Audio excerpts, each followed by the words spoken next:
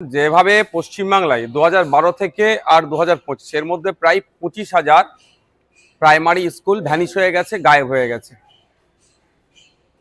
চারটিখানি বিষয় নয়। এই স্কুলে কারা পড়ে?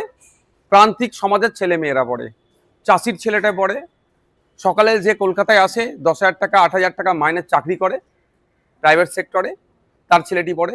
যে কলকাতা ওলা উবের চালায়, তার ছেলেটি পড়ে। যে জোম্যাটো, সুইগি বা এই ধরনের যারা গিগ ওয়ার্কার্স যারা আছে, তাদের ছেলেপুলেরা পড়ে। আর্থিকভাবে যারা দুর্বল, তাদের ছেলেগুলো এখানে পড়ে। সেই স্কুলগুলো প্রায় 25,000 বন্ধ হয়ে গিয়েছে। এই স্কুলগুলো খুলতে হবে।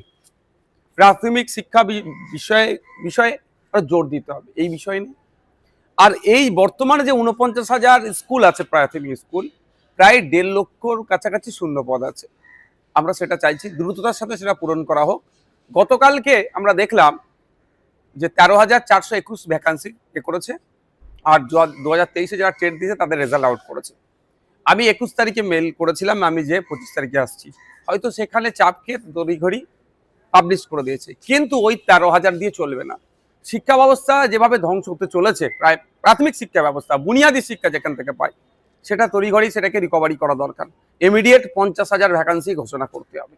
সেই বিষয়ে কথা বলার জন্য একটা কথা বলি, যদি মনে করে রাজ্য সরকার এই 13,421 সীমাবদ্ধ রেখে দেবো, এই পুজোর শরদ উৎসব এই সময় আমি কোনো মিটিং মিছিলে যাব না, এই মিটুক রাজ্য সরকার, কিন্তু এটা আমরা কিন্তু ছাড়ে কথা বলবো না।